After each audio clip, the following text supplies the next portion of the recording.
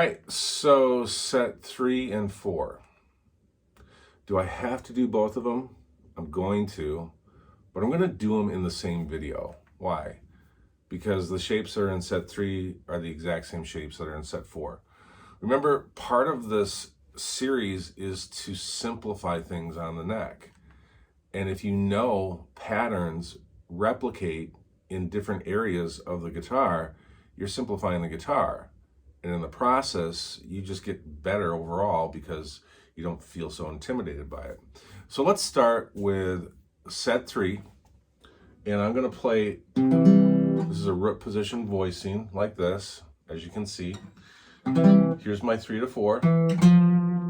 Here's a classic E shape as an F chord, and here's a G chord.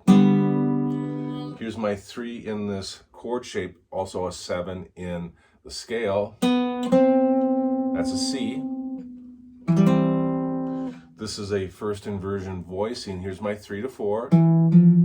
This is a root position voicing. F, G, 7 to root in the scale, or 3 to 4 in the chord shape, but let's say 7 to root. B to C. This is a C chord using the classic E shape, second inversion. This is a 3 to 4 in the scale and 3 to 4 in the chord shape. F chord. G chord. First inversion. 7 to root in the scale, or 3 to 4 in the chord, but 7 to root, B to C. Back to a root position voicing, which is the same voicing I had when I was down here. Okay? That's set 3.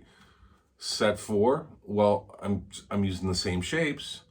They just line up in a different sequence. So here's the classic E shape on set 4. And I'm going to go 3 to 4 right next door, which is E to F in the scale. And G, first inversion. Here's my 7 to root in the scale. I now have a root position voicing, and this is a C. And now I'm going to go 3 to 4 in the scale and in the chord. Okay, so that's an F. Here's a G. I'm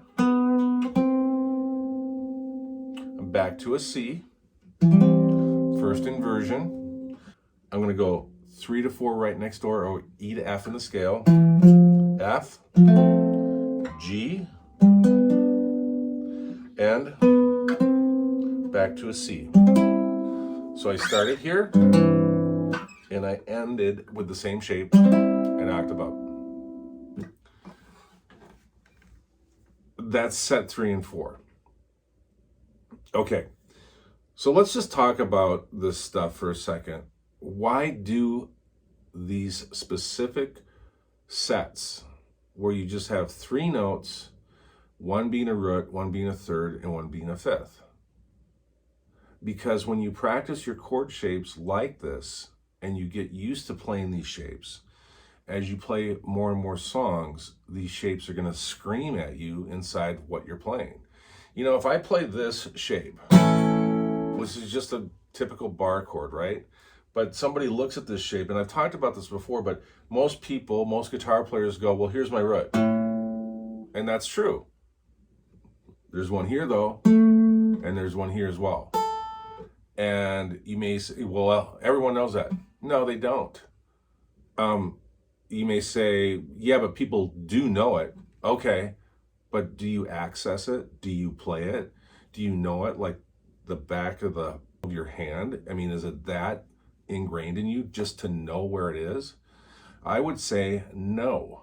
In fact, I've had guitar players come through here, very well experienced guitar players, phenomenal guitar players, and we've talked about this, and they've admitted to me, you know, I know that, but I don't know it.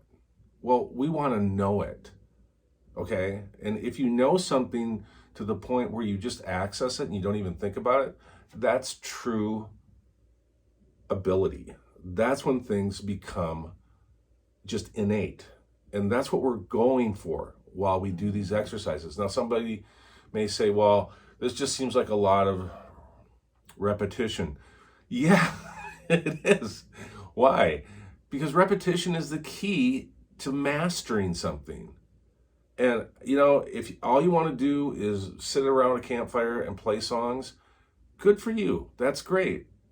I guarantee you, if you are someone that continues to pursue the guitar, though, you're going to get to a point where you're like, you know, I know this thing, but I just don't know it. I mean, I can play songs and I feel pretty good at what I'm doing.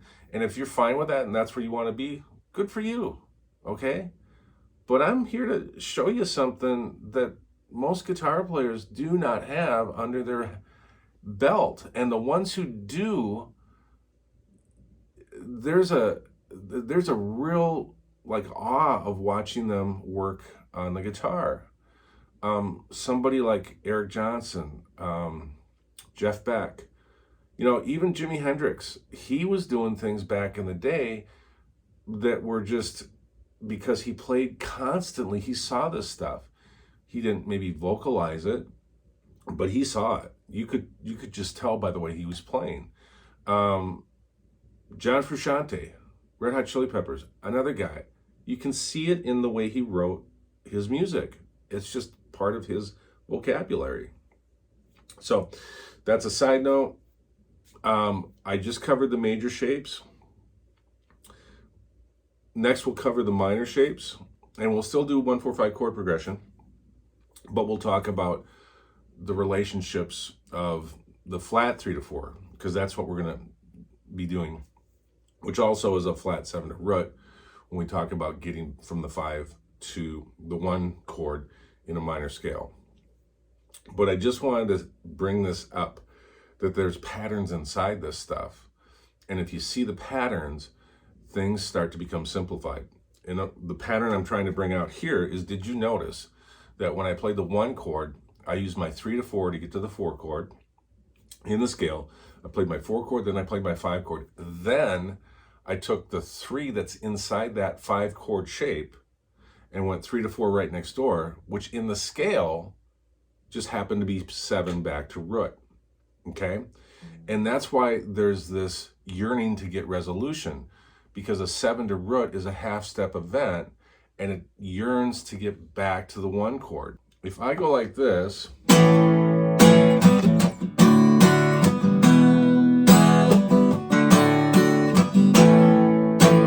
you want it to go back to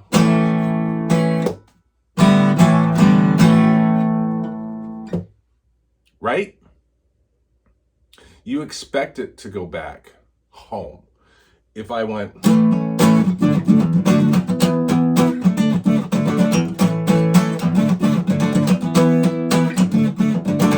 ever hear that?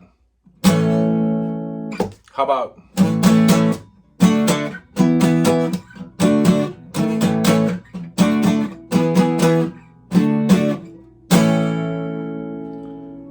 this is what you expect. Does it always happen in every song that you play?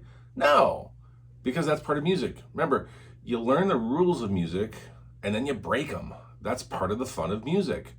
And you don't have to learn the rules if you don't want to, but if you do, you feel like you're aware of what you're doing, and it just builds confidence. Okay, so that's my little rant. Stopping here for now, and we'll get into the minor 1-4-5 chord progressions coming up. Thanks for watching this video. Again, I'm Phil Olson.